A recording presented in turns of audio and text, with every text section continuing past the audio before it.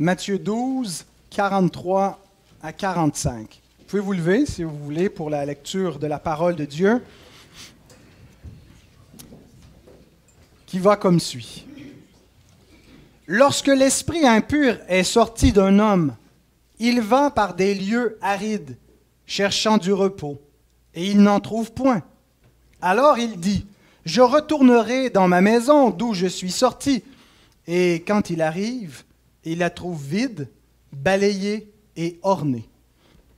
Il s'en va, et il prend avec lui 7 autres esprits plus méchants que lui. Ils entrent dans la maison, s'y établissent, et la dernière condition de cet homme est pire que la première. Il en sera de même pour cette génération méchante. Prions. Seigneur, nous sommes les plus privilégiés parmi les hommes parce que nous avons ta parole, parce qu'elle nous est exposée de semaine en semaine, Seigneur, et que nous profitons de siècles d'illumination de ton esprit qui ont éclairé ton Église pour mieux comprendre les Saintes Écritures. Et Seigneur, ce grand privilège vient aussi avec une grande responsabilité de prendre garde, d'écouter, non pour oublier, mais pour mettre en pratique cette parole, pour ta gloire, pour le salut de notre âme, Seigneur. Te prions que tu puisses, par l'efficacité de cette parole vivante et de ton esprit qui agit, qui est au milieu de nous en ce moment et qui convainc les cœurs, qui applique la vérité sur nos cœurs. Nous te prions, Seigneur, de nous aider à comprendre les Écritures et à les garder, à les mettre en pratique. Nous te demandons ces choses au nom de Jésus-Christ. Amen. Vous pouvez reprendre vos places.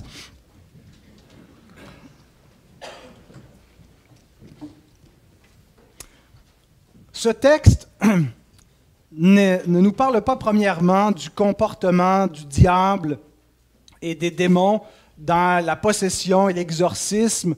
Il nous parle peut-être de manière plus générale de l'activité de Satan. Et Jésus compare l'activité générale de Satan dans un cas spécifique d'exorcisme. Donc, on ne faut pas simplement, je pense, prendre ce qui nous est dit dans ces versets et dire voici ce qui se passe dans un exorcisme. Il peut y avoir des liens à faire, mais le propos de Jésus dans le contexte, ce n'est pas subitement de nous mettre à nous parler de une doctrine des démons, de la démonologie plutôt, là, pas une doctrine de démons comme on a ailleurs dans l'Écriture, nous dit qu'il y a des fausses doctrines, des doctrines de démons, mais Jésus ne veut pas nous parler ici premièrement des démons et de leur fonctionnement, mais en fait, si on se souvient du contexte où il a été accusé de chasser des esprits impurs par la puissance de Béelzébul, n'est-ce pas? Et Jésus a rétorqué en disant que Satan ne chasse pas Satan. On a vu à partir de Matthieu 12, 22, on peut relire 2 versets clés de ce passage-là. On lui amena un démoniaque aveugle et muet, et il le guérit de sorte que le muet parlait et voyait. La foule s'étonne, demande est-ce que c'est le fils de David, et les pharisiens déclarent, ayant entendu cela, dire « Cet homme ne chasse les démons que par Béelzébul, prince des démons. » Donc, le contexte est le suivant, ils blasphèment contre le Messie, ils attribuent la puissance messianique de l'Esprit Saint qui accompagne Christ, ils l'attribuent à Satan. Et Jésus dit, votre endurcissement est tel que vous n'obtiendrez jamais de pardon, vous êtes livrés à l'endurcissement de vos cœurs. Et Jésus ensuite poursuit en disant ce que sera la condamnation qui vient sur cette génération. On a vu dans le dernier message où Jésus donc répondait à leur demande de voir des signes pour confirmer qu'il était le Messie, qu'il ne leur donnerait pas d'autres signes que ceux qui avaient été donnés, si ce n'est un signe supplémentaire qui a une portée universelle, sa propre mort et résurrection, comme avait été un type de cela Jonas le prophète. Et Jésus continue son discours. Donc c'est dans la foulée de ce discours, nous on a fait une pause d'1 semaine, mais le texte que nous venons de lire est une continuité. Après avoir dit que les hommes de Ninive se lèveraient pour condamner cette génération parce qu'eux se sont repentis à la prédication de Jonas et pas eux à la prédication du Messie, que la reine du Midi se lèverait pour les condamner parce qu'elle est venue du bout de la terre pour voir la sagesse de Salomon et qu'il y a ici plus que Salomon et eux ne se repentent pas. Jésus continue et donc prend une analogie. L'analogie de l'exorcisme, l'analogie de l'activité de Satan qui est chassé et la compare et l'applique à cette génération. Alors, ce texte concerne spécifiquement cette génération méchante. Le dernier verset nous dit « Il en sera de même pour cette génération méchante ». Jésus, donc, nous compare un peu à un exorcisme, ce qu'il est en train de faire, mais qui aurait été incomplet.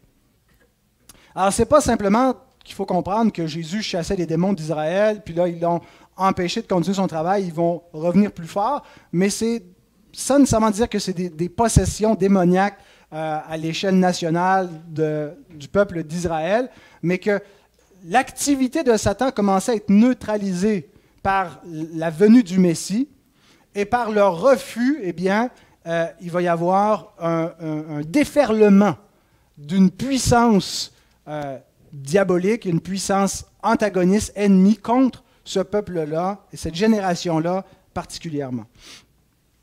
Donc, nous allons aborder ce texte sous 3 points. D'abord, la maison d'Israël purifiée par Jésus. Deuxièmement, la maison d'Israël laissée vide, balayée et ornée. Et troisièmement, la maison d'Israël prise d'assaut. Et en conclusion, nous ferons des applications plus universelles que simplement la maison d'Israël. Bien sûr qu'au fil de l'exposition des 3 points, on va voir comment probablement s'approprier chacun ce que Jésus est en train de dire aux Juifs, mais on va attendre à la fin pour faire 2 applications spécifiques. Donc, la maison d'Israël purifiée par Jésus. Je pense qu'il faut interpréter ce passage-là comme tous les passages à la lumière du contexte, mais en particulier la portion du verset 22 au verset 30 qui précède dans le même chapitre, où Jésus donc est accusé après avoir guéri un aveugle muet qui était possédé par un démon. Et Jésus répond finalement à leur accusation de faire cela par la puissance de Satan et leur explique qu'il y a 2 royaumes antagonistes qui s'affrontent. Il y a le royaume de Dieu, il y a le royaume des ténèbres. Rappelons-nous ce que nous avions vu dans ce passage-là, où Jésus dit qu'il est venu dans la maison d'un homme fort, le diable qui est le prince de ce monde, qui depuis la chute de l'homme exerce un pouvoir dans ce monde déchu. Et Jésus dit, on ne peut pas piller les biens d'un homme fort, s'il est chez eux, si on n'a pas auparavant lié cet homme fort, l'avoir neutralisé. Et donc, pour que Jésus puisse libérer des captifs, il faut que la puissance de Satan soit endiguée, soit restreinte, soit liée par Christ. Et donc, c'est ce qu'il fait. Nous avions vu donc que cet homme-là, l'homme qui était possédé, était un peu un emblème de ce que nous sommes nous-mêmes dans notre condition spirituelle, aveugle et muet, incapable d'appeler le Sauveur pour nous libérer. Nous dépendons totalement de la puissance conquérante du Christ qui est venu nous arracher du royaume des ténèbres pour nous transporter dans le royaume, dans son propre royaume à lui. Et donc, tous les hommes sont sous la domination de Satan, c'est même à moins d'être affranchis par le Fils. Jésus lui-même enseigne que si le Fils ne vous affranchit pas, vous n'êtes pas libre. Même si vous êtes des enfants d'Abraham, vous demeurez des esclaves. Et l'apôtre Jean nous explique dans des termes théologiques à la fin de son épître, en nous disant que le monde entier est sous la puissance du malin. Et si quelqu'un n'est pas affranchi par Christ, il demeure sous cette puissance-là. Alors, le ministère de Jésus sur terre, à partir de l'incarnation, mais à partir du moment où il reçoit le baptême et il reçoit l'onction de l'Esprit pour l'accompagner dans son travail sur terre, l'établissement de la nouvelle alliance par sa mort et sa résurrection, la puissance de l'Esprit envoyé dans le monde pour convertir des pécheurs, tout ça on peut le comparer à une sorte d'exorcisme où on passe de la puissance des ténèbres, où Satan est chassé de notre vie, où il est chassé de la maison de notre vie pour que le Fils y établisse à sa place sa demeure. De la tanière de Satan, ce que nous étions, la tanière du diable, nous devenons le temple de Dieu. Il y a une transformation extraordinaire donc, qui est opérée. Ce n'est pas nous qui opérons cette œuvre, c'est l'œuvre de Christ et de sa grâce. J'avais cité, quand on avait exposé donc Matthieu 12, 22 à 30, le commentateur William Hendrickson. J'aimerais le citer de nouveau, la même citation, qui explique comment Jésus vient lier le diable. Jésus fait tout cela par le moyen de son incarnation, sa victoire sur le diable au désert de la tentation, ses paroles d'autorité adressées aux démons, bref, par l'entièreté de son activité, il a commencé à lier Béelzébul, un processus d'enchaînement et de restriction de son pouvoir qui allait être renforcé encore plus au moyen de la victoire contre Satan à la croix par laquelle il a livré les autorités en spectacle, par laquelle il a triomphé par sa mort de celui qui avait la puissance de la mort. Il l'a réduit à l'impuissance, et par la résurrection, l'ascension et le couronnement. Donc, ce que nous voyons, c'est lorsque la puissance de Jésus avance. On est bien sûr avant la croix, avant que le prince de ce monde soit jeté dehors, avant donc que Christ devienne le prince de ce monde, avant qu'il reçoive toute autorité. Il s'est abaissé pour un peu de temps sous la puissance des anges, les anges déchus qui avaient autorité sur ce monde. Jésus vient pour un peu de temps, et à mesure qu'il avance, la puissance de Satan recule. Il s'en va vers la victoire ultime qui va avoir lieu à la mort, la résurrection, l'ascension et l'intronisation dans la gloire, où en toute puissance, il est donné dans les cieux, sur la terre. Mais en attendant, on voit donc cette progression du Fils vers une victoire contre la puissance des ténèbres. Qu'on pense donc quand Jésus envoie avec son onction, lorsqu'il partage son onction messianique aux disciples qu'il envoie pour annoncer la bonne nouvelle du royaume. On lit dans Luc 10, 17 à 19, les 70 revinrent avec joie, disant « Seigneur, les démons même nous sont soumis en ton nom. » Jésus leur dit « Je voyais Satan tomber du ciel comme un éclair. » C'est une image, une illustration. Donc, la puissance de Satan qui avait au commencement reçu cette autorité, si on veut, d'une certaine façon, dans le ciel et sur la terre, pas dans le royaume de Dieu céleste, mais dans le sens qu'il est dans les principautés célestes. Il y a des puissances angéliques et des puissances angéliques démoniaques qui gouvernent ce monde de ténèbres. Et Jésus dit, je voyais Satan qui tombe en bas de son trône par la puissance du royaume de Dieu, du royaume du Messie, qui avance. Voici, je vous ai donné le pouvoir de marcher sur les serpents et les scorpions et sur toute la puissance de l'ennemi, et rien ne pourra vous nuire. Donc, on est dans une bataille spirituelle. Et au verset 43 à 45, Jésus reprend cette analogie de l'exorcisme, cette comparaison entre un homme qui serait délivré d'un esprit impur, et il l'applique à Israël, à ce qui est en train de se passer avec Israël, et principalement Israël représenté par ses chefs, par les docteurs de la loi, les scribes, les pharisiens, les sacrificateurs. Et donc, Jésus, ce qu'il nous enseigne, c'est qu'il a commencé à faire le ménage de la maison. Alors, le premier point, la maison d'Israël purifiée par Jésus, par sa puissance, par son autorité sur les démons. Jésus est en train de nettoyer la maison d'Israël. Jésus est en train, et littéralement, à un moment donné, il va faire le ménage dans la maison de Dieu. On va le voir plus loin dans l'évangile de Matthieu, mais ce qui est intéressant, c'est que Jean, l'apôtre Jean, place cet événement-là au début de son évangile. Jean, chapitre 2, nous rapporte la colère de Jésus dans le temple où il nettoie la maison. Soit que c'est arrivé 2 fois au début du ministère de Jésus et puis que ça s'est reproduit aussi une 2e fois vers la fin, ou que l'apôtre Jean fait une espèce de montage inversé où il ne met pas les événements nécessairement dans un ordre chronologique, mais veut nous montrer au début de son évangile que Jésus vient purifier la maison. le temple est déjà est souillé par un commerce idolâtre, et puis il chasse les voleurs du temple, il chasse ces vendeurs qui viennent profaner la maison de Dieu, qui doit être un lieu saint, un lieu de prière, un lieu qui est ouvert aussi aux gentils, hein, il y a la mission, mais tout ça était négligé. Alors il fait le ménage de la maison d'Israël. Et c'est comme ça que je tends à voir la place où Jean nous met la colère dans le temple de Jésus au chapitre 2, au tout début de son évangile, pour nous montrer que la colère dans le temple, finalement, c'est Jésus qui vient purifier la nation. Il va purifier en fait tout homme qui va former le peuple de Dieu. Il va chasser tous les idoles et tous les faux dieux, et la cupidité, le péché de notre vie. Il va faire de notre maison un temple saint pour l'Esprit de Dieu, pour qu'il y habite. Donc, la maison d'Israël purifiée par Jésus. Ce qui nous amène au deuxième point, la maison d'Israël laissée vide, balayée et ornée. Une fois, donc, le démon sorti, Jésus nous dit qu'il cherche une nouvelle maison. Lorsqu'on le déloge de chez lui, il erre un bout de temps dans des lieux arides. Pourquoi est-ce que Jésus nous parle de lieux arides?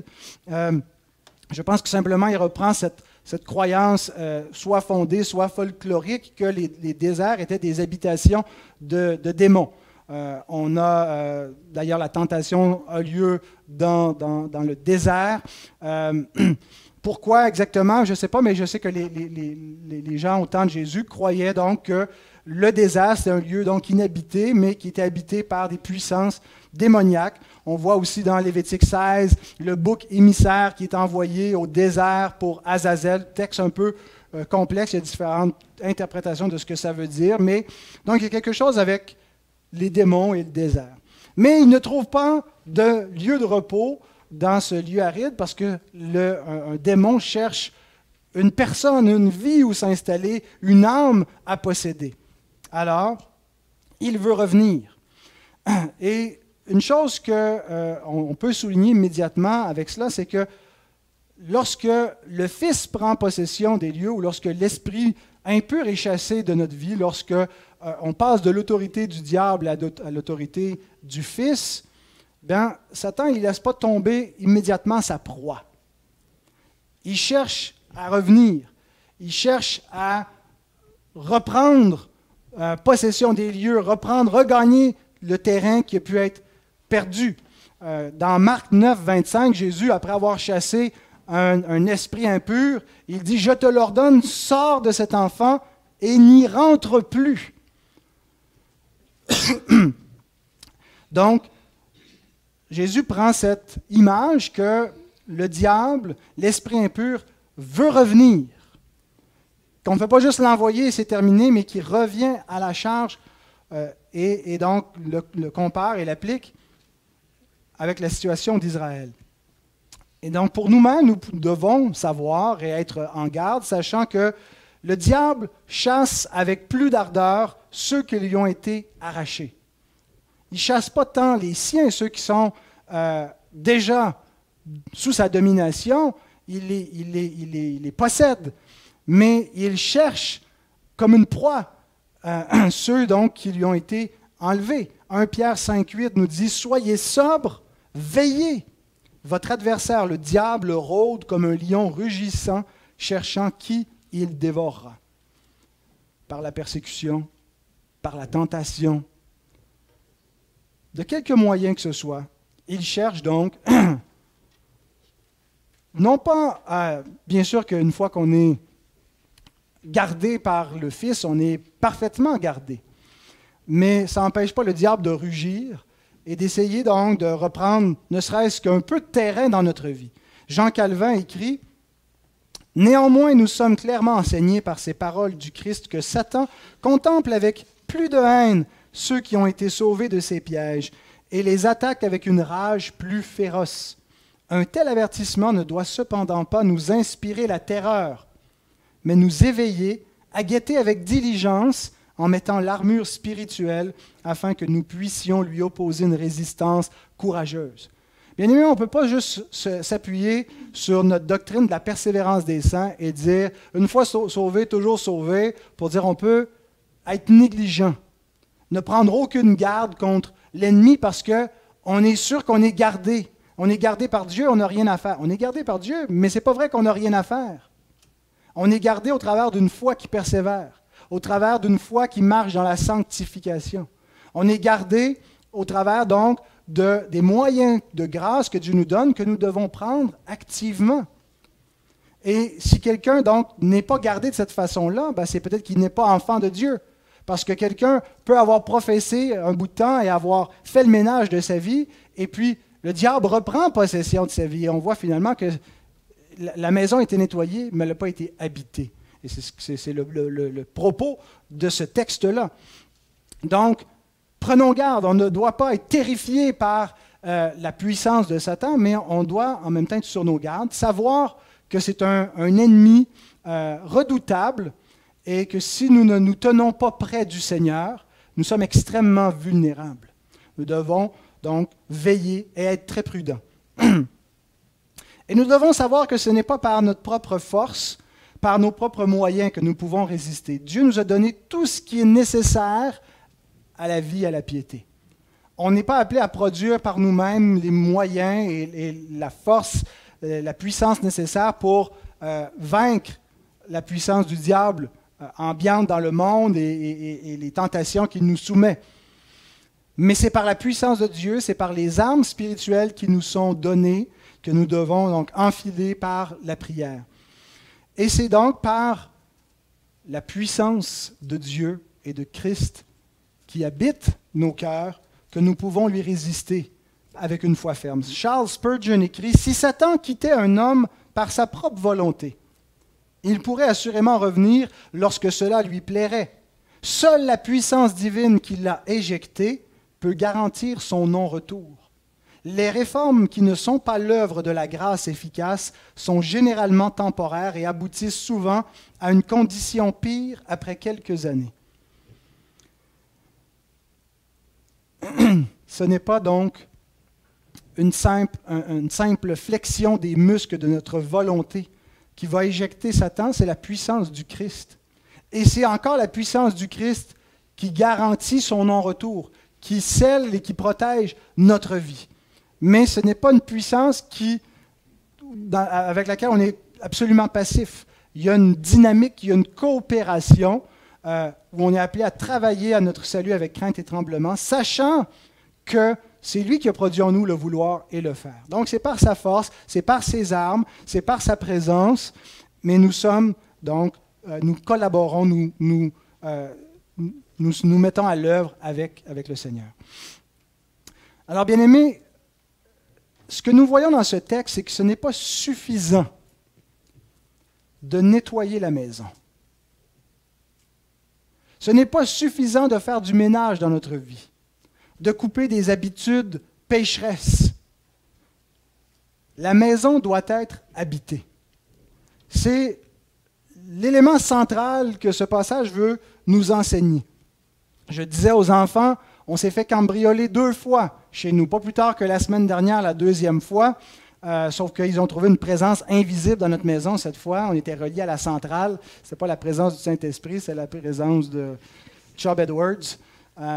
Et donc, ils ont immédiatement déguerpi parce qu'il y avait une présence. Ils ont été effrayés de savoir que dans quelques minutes plus tard, les autorités seraient sur les lieux.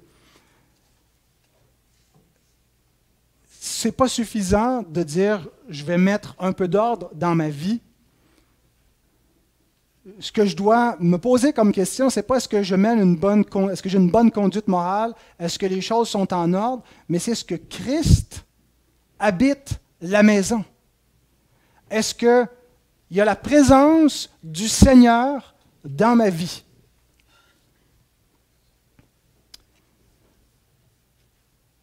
Et c'était le problème de cette génération à qui Jésus parle.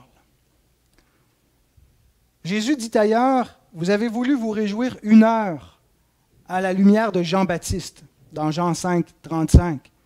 Vous avez accepté un certain ménage, vous avez accepté jusqu'à un certain point la prédication de Jean-Baptiste et vous avez accueilli en partie certaines choses que le Christ a faites. Mais vous avez refusé que le Messie occupe la maison. Vous vouliez Vous étiez d'accord jusqu'à un certain point avec une réforme, mais lorsque la parole est venue chez les siens ne l'ont point reçue. Écoutez ce que Charles Spurgeon écrit en commentant donc ce verset. Il dit « Le diable n'a pas d'objection à ce que sa maison soit balayée et garnie, car un moraliste peut être son esclave autant qu'un homme aux habitudes débauchées. » Une maison peut être balayée, peut être garnie, peut être embellie. Ça, c'est un moraliste. Quelqu'un donc qui est soucieux de la morale, quelqu'un qui est soucieux de marcher honnêtement, droitement. Mais une telle personne peut être autant l'esclave. Une maison balayée, ornée, peut être prise et possédée par le diable autant qu'une maison débauchée. Pourvu que le cœur demeure inoccupé par son grand adversaire et qu'il puisse utiliser l'homme pour ses propres buts, l'ennemi des âmes laissera l'homme réformer autant que cela lui plaira. Des réformes, ça ne sauve pas. Faire ce que nous prêchons, ce n'est pas simplement aux hommes. Changez vous-même votre conduite. Changez vous-même. Oui, on prêche la repentance et on appelle les hommes à se repentir, mais la repentance dans le but de la foi au Christ. Une repentance qui ouvre la porte de la maison à Christ et qui dit « Prends possession des lieux ». Parce qu'une repentance de type moine ascétique qui s'enferme et qui se repent et qui se mortifie et qui fait constamment du ménage pour lutter contre le péché sans jamais accueillir Christ par la foi, sans jamais se reposer sur Christ lui-même, est une maison balayée, ornée, décorée, mais inhabitée. Elle est vide. Et c'est exactement ça le problème. Le problème, ce n'est pas qu'elle soit balayée. Le problème, ce n'est pas qu'elle soit embellie, c'est ce que veut dire le mot ornée. Le problème, c'est le premier verbe qui nous est donné, la maison, elle est vide. Skolazo, qui veut dire inoccupée. La maison est inoccupée. Il n'y a personne qui exerce une autorité sur ce lieu, dans cet endroit. Alors peut-être votre demeure est-elle propre, mais la question que vous devez vous poser, c'est pas est-ce que ma vie est propre? Est-ce que tout est droit? Est-ce que mes impôts sont en ordre? Est-ce que je vis dans une moralité qui est décente, qui reflète les commandements de Dieu? C'est est-ce que la maison est occupée par Christ? De quoi procède le ménage de ma maison? Est-ce que c'est simplement de mes propres œuvres qui veut garder les choses propres, ou est-ce que c'est parce que j'ai foi en Christ? Est-ce que c'est parce que Christ habite dans ma maison que la maison est propre? Alors la maison d'Israël était laissée vide. Il y a un ménage qui a commencé à s'opérer. La puissance du diable a commencé à reculer, mais la nation n'a pas accueilli son roi. Il n'a pas dit « Voici ta demeure, prends possession des lieux. Nous sommes à toi, nous sommes ton peuple. Règne sur nous. » Ils lui ont plutôt fermé la porte. Alors, il a commencé à faire le ménage, mais la maison est restée vide. Ce qui nous amène au dernier point, la maison d'Israël prise d'assaut. Relisons le verset 45. Donc, toujours en parlant de l'esprit impur, quand il revient, il voit sa maison vide, balayée, ornée, il dit « Il s'en va et il prend avec lui 7 autres esprits plus méchants que lui. Ils entrent dans la maison, s'y établissent, et la dernière condition de cet homme est pire que la première. Il en sera de même pour cette génération méchante. »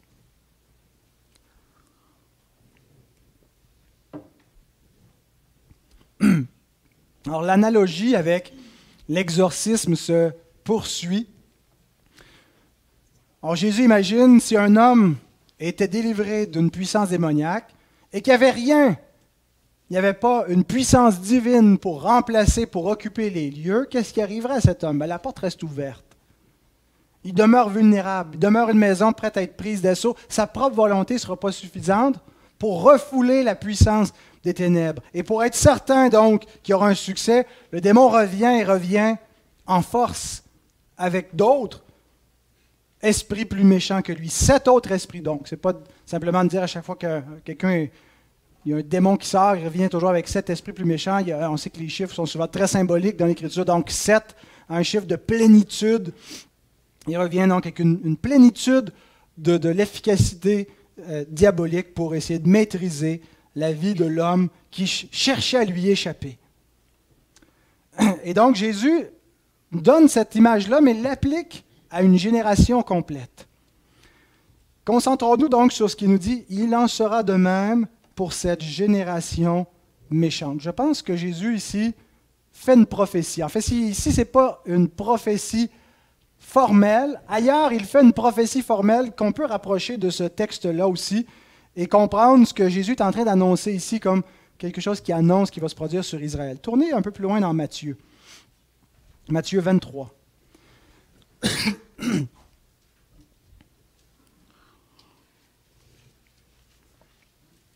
On va lire à partir du verset 35 jusqu'à 24, verset 2. Mais pour donner un peu le contexte, c'est après les nombreuses condamnations que Jésus fait tomber sur les scribes et les pharisiens. Malheur à vous, scribes et pharisiens. Mais Jésus va plus loin que simplement les scribes et les pharisiens. C'est aussi sur tous ceux qui suivent leur enseignement. Même si quelqu'un n'est pas formellement dans leur organisation, il représente l'autorité du peuple et de ceux qui les suivent. Alors c'est sur toute cette génération que Jésus donc fait retomber parce qu'il dit « Je vous envoie des prophètes, je vous envoie des apôtres, des disciples, vous allez les battre de verge dans vos synagogues, les crucifier, les persécuter. » Et à partir du verset 35, il dit « Afin que retombe sur vous tout le sang innocent répandu sur la terre depuis le sang d'Abel, le premier juste, jusqu'au sang de Zacharie, fils de Baraki, que vous avez tué entre le temple et l'autel. » Ce n'est pas eux qui les ont tués, mais ils sont de la descendance du serpent, race de vipère. Caïn, qui est du serpent, du malin, qui a tué son frère. Ils sont de cette race-là, et Jésus dit, tout ça va retomber d'une manière particulière sur cette génération. Vous êtes les fils de ces méchants qui ont mis à mort, qui ont persécuté, et ça va retomber sur vous. Verset 36, « Je vous le dis en vérité, tout cela retombera sur cette génération. Jérusalem, Jérusalem, qui tue les prophètes et qui lapide ceux qui te sont envoyés. Combien de fois ai-je voulu rassembler tes enfants, comme une poule rassemble ses poussins sous ses ailes, et vous ne l'avez pas voulu. Voici, votre maison vous sera laissée déserte, la maison vide. » On voit le parallèle avec Matthieu 12, 45. La maison sera laissée déserte, car je vous le dis, vous ne me verrez plus désormais jusqu'à ce que vous disiez « Béni soit celui qui vient au nom du Seigneur ». Comme Jésus s'en allait au sortir du temple, ses disciples s'approchèrent pour lui en faire remarquer les constructions. Mais il leur dit « Voyez-vous tout cela? Je vous le dis en vérité, il ne restera pas ici pierre sur pierre qui ne soit renversée. » Jésus annonce, prophétise la destruction du temple qui est à Jérusalem. Regarde, Seigneur, ces constructions magnifiques. C'était immense, hein, le temple. Il y a sur Internet, on peut voir une reconstruction graphique de ce que pouvait ressembler le temple dans ses proportions. C'est vraiment immense comme bâtiment, comme lieu. Et donc, les disciples étaient impressionnés de voir cette gigantesque construction qui était, dans l'Antiquité, une des merveilles de l'Antiquité. Les gens venaient de partout pour voir ce temple extraordinaire. Et donc, Jésus dit, il ne restera pas ici pierre sur pierre qui ne soit renversée. Ce temple immense va être détruit. Et avec lui, en fait, c'est l'Ancienne Alliance qui va prendre fin, la gloire passagère de l'Ancienne Alliance, qui termine en un jugement sur le peuple qui était dans cette alliance-là. De la même façon qu'il y a eu l'exil babylonien, qu'il y a eu la destruction de Jérusalem et du temple sous les Babyloniens 7 siècles plus tôt, bien, ça va se reproduire, c'est l'exil prise 2.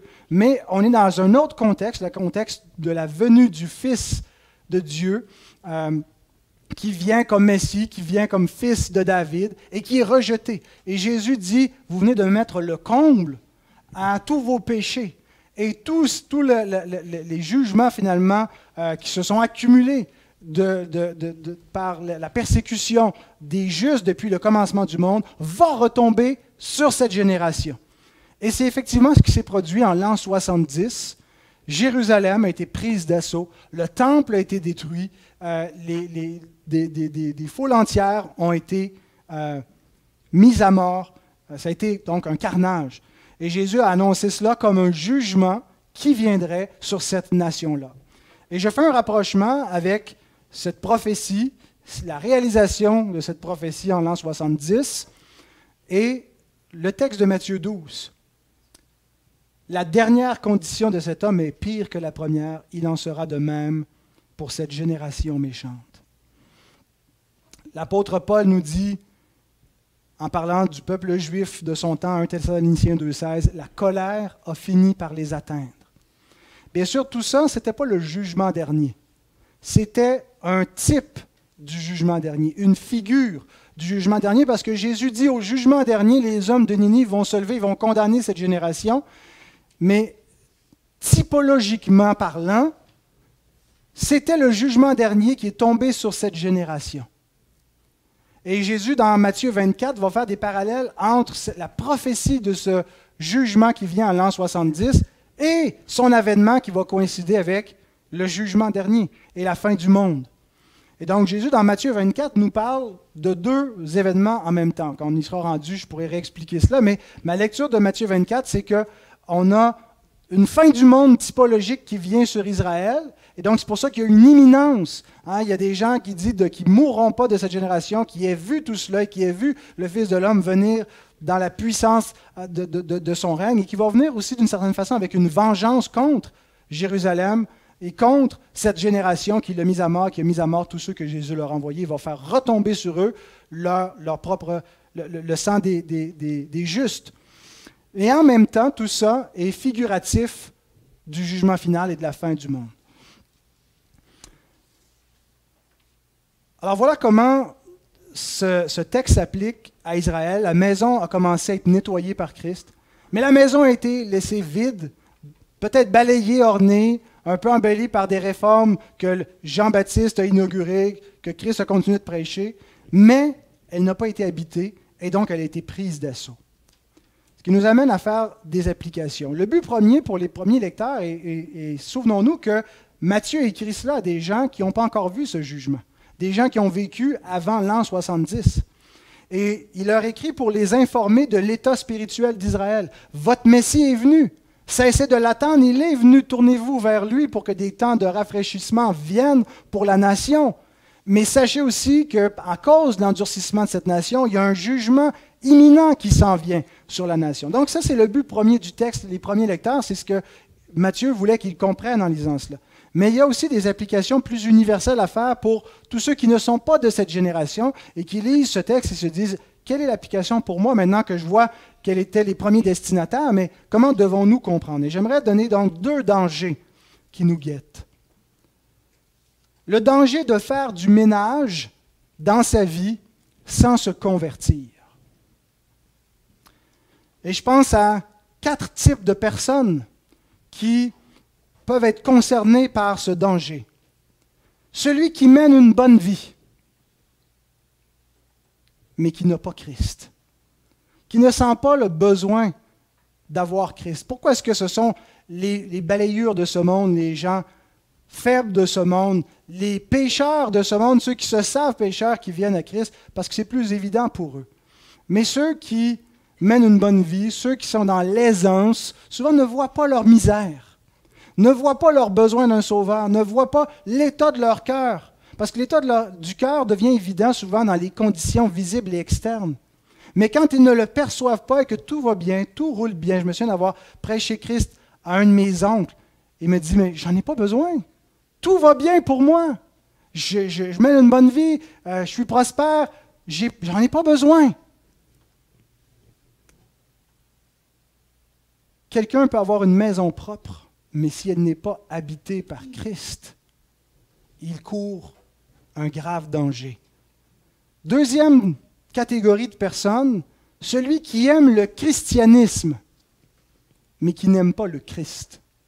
Et il y a différentes personnes qui aiment le christianisme pour différentes raisons. Certains aiment un christianisme liturgique. Certains aiment la religion chrétienne. Généralement, la religion plus sophistiquée, comme on retrouve par exemple dans le catholicisme, ils aiment l'ambiance d'une église, le sentiment qu'on a dans un lieu, qu'on a l'impression qu'il est saint, son architecture et tous les ornements qu'on y retrouve. Ils aiment les prières, ils aiment ce côté, ce cachet un peu mystérieux qui plane. Ils aiment donc cet aspect liturgique, ils aiment les fêtes religieuses. D'autres aiment le christianisme pour des raisons sociologiques. Ils aiment l'apport du christianisme à la société. L'art, la culture, les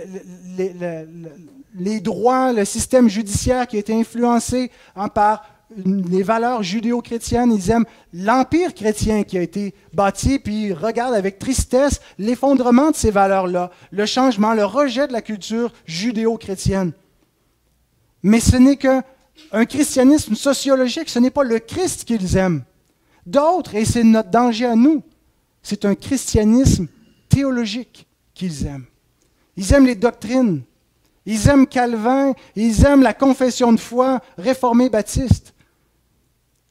Mais parfois, certains d'entre eux, ce n'est pas le Christ qu'ils aiment. Écoutez cette parole qui sort un peu de nulle part de l'apôtre Paul à la fin de sa première épître aux Corinthiens, chapitre 16, verset 22. Il dit « Si quelqu'un n'aime pas le Seigneur, qu'il soit anathème,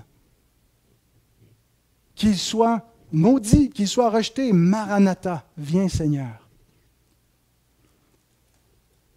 Un christianisme liturgique, un christianisme sociologique et un christianisme théologique, c'est différent d'un amour pour le Christ.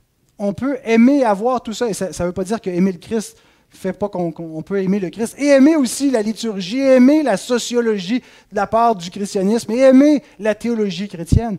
Mais nous devons aimer avant tout le Christ, parce qu'on peut avoir une maison ornée par tout ce qui vient avec le christianisme sans le Christ. Avons-nous le Christ? L'aimons-nous, lui, personnellement? Est-il à nous par la foi?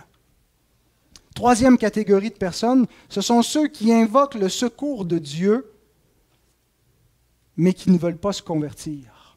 Vous savez, quand on demande l'aide de Dieu, ça va mal, là j'ai besoin de Dieu, j'invoque Dieu, là je vais aller à l'église, là je vais le prier, l'invoquer. On demande donc son secours à certains moments, on demande son aide pour certaines choses, on se confie en lui, mais on ne veut pas vraiment se convertir. On veut un sauveur pour nos besoins temporels. Mais on ne cherche pas la vraie repentance en se tournant vers lui. On ne voit pas le vrai problème. On pense que le problème, c'est les catastrophes qui arrivent dans notre vie, c'est les choses qu'on désire qu'on ne peut pas avoir, et on essaie d'instrumentaliser Christ pour qu'il sauve notre mariage, pour qu'il nous rende plus prospères, et ainsi de suite. Nous cherchons Christ, mais ce n'est pas Christ que nous voulons. C'est son secours temporel. Et donc, il y a vraiment le danger de faire du ménage dans notre vie sans se convertir véritablement à lui.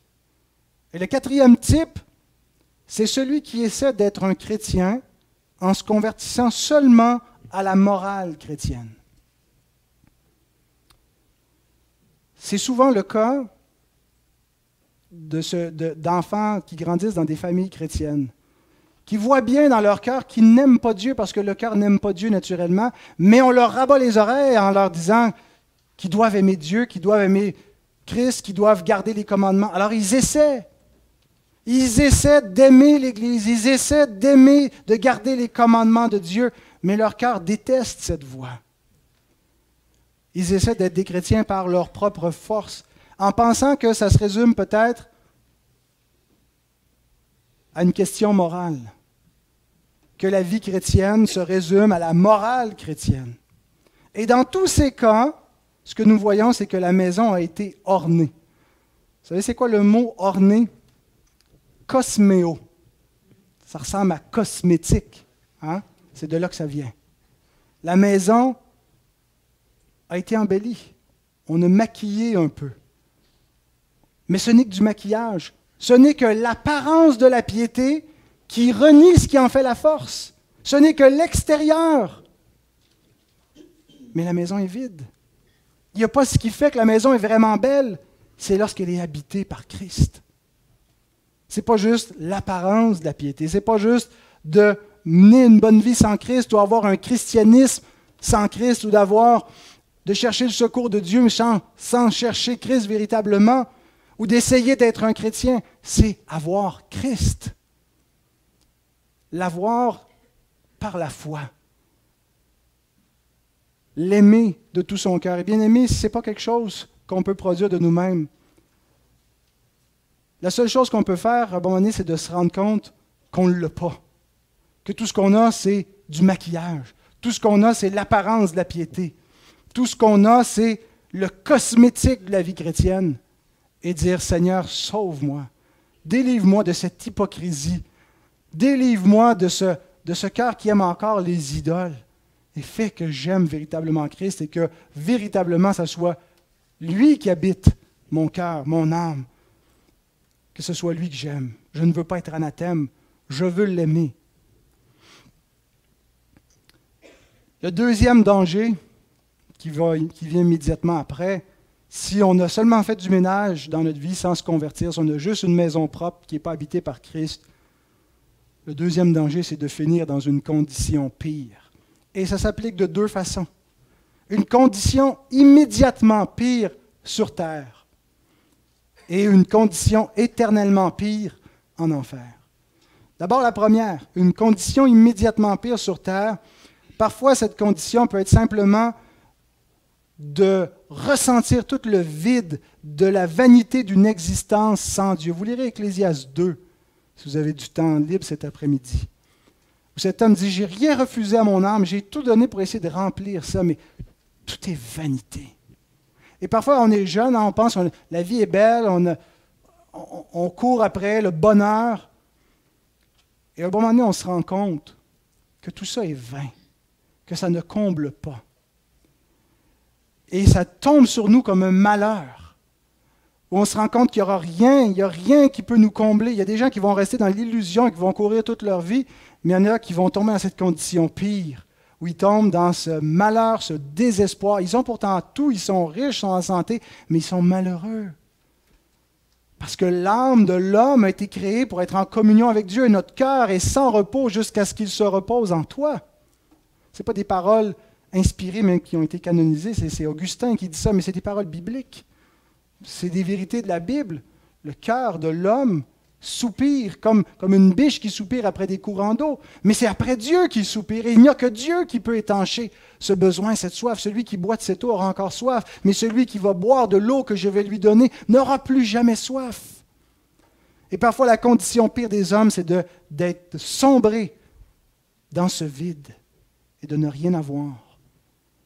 Ils le vivent immédiatement sur terre. Il y en a donc qui s'en vont à la ruine éternelle, déjà maintenant avec cette conscience, cette perte, ce vide-là.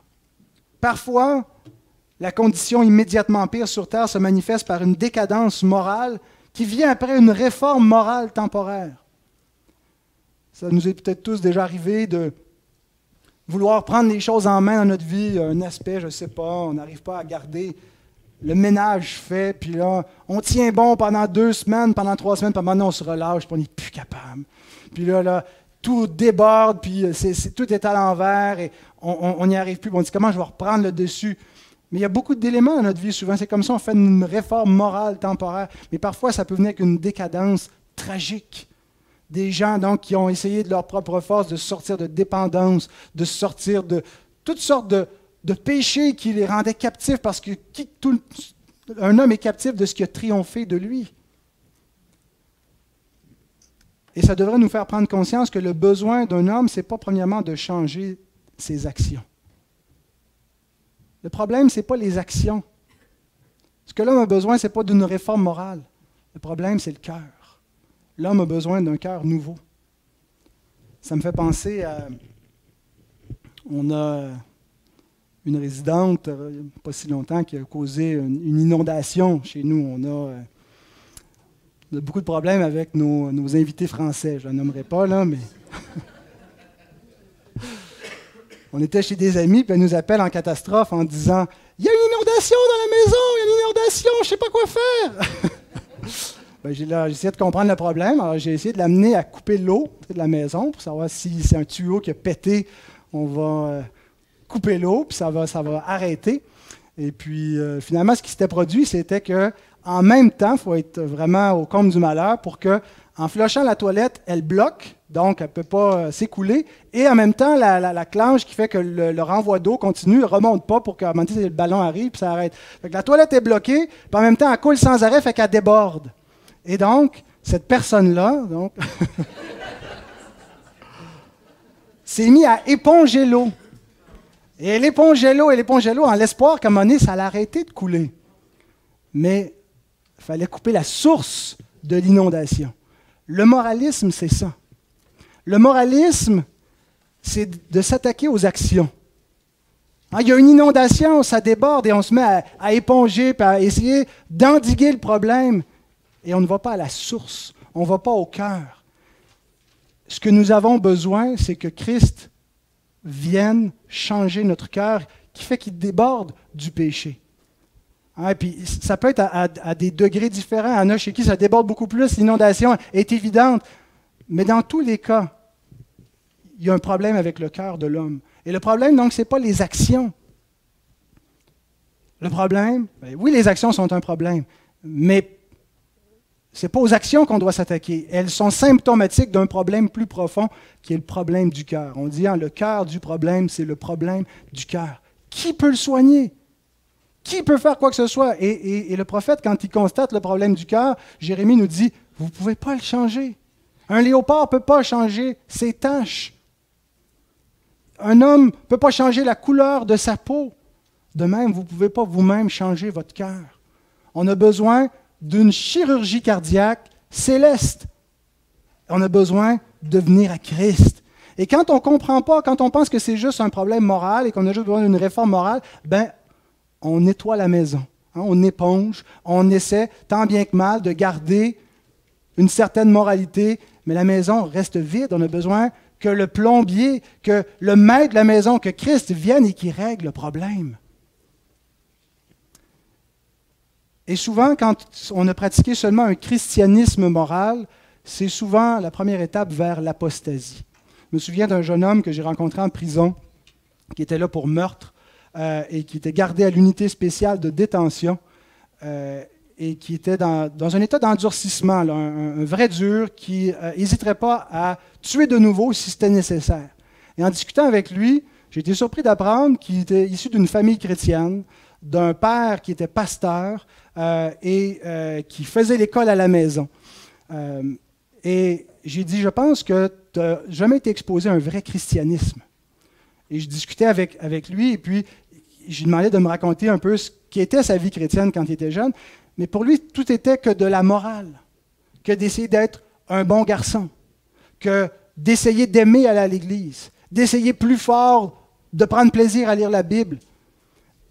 Et il n'a jamais compris que, et ça ne lui a pas été probablement prêché, qu'il y a un problème beaucoup plus profond que les mauvaises actions qu'il pouvait faire, qui était son cœur idolâtre, son cœur mort dans son péché, et qui avait besoin de la vraie repentance et que Christ vienne dans sa vie. Et ce qui s'est produit avec lui, c'est ce qui arrive souvent quand on n'a qu'un christianisme moral. On finit dans une condition pire quand on finit par le rejeter, par se lasser, par en avoir marre de ses règles, de ses voies étroites, et on se dit, non, ce n'est que de l'emprisonnement, c'est qu'une tradition, ça vient de... Peu importe, on voit cette rébellion parfois qui surgit quand les enfants sortent de la maison, ils en ont marre de se faire dicter la voie à suivre, et ils se rebellent, ils rejettent ces voies-là. Pierre nous décrit ce qui s'est passé.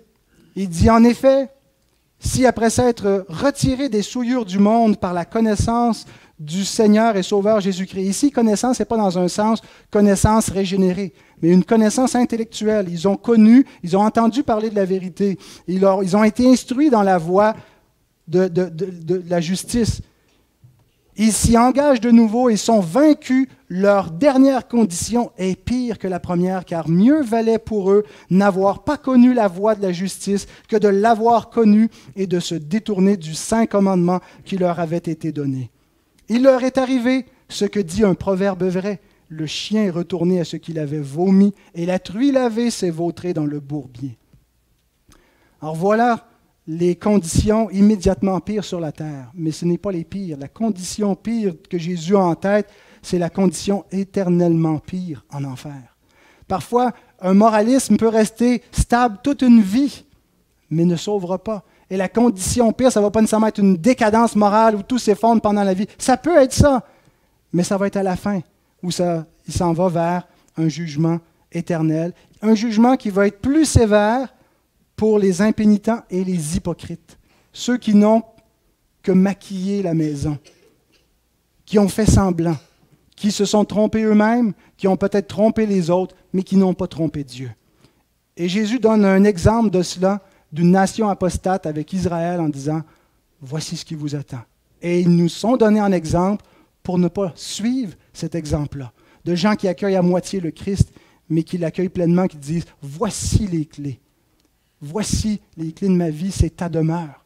Je suis à toi, c'est plus moi le chef, c'est plus moi qui commande, c'est toi. » Terminons avec une dernière citation d'Hébreux 9, 27 à 28. « Comme il est réservé aux hommes de mourir une seule fois, après quoi vient le jugement. » Il n'y a pas une deuxième chance. Il y a tout le temps de la patience de Dieu qui dure toute notre vie. Toute notre vie, c'est aujourd'hui le jour du salut.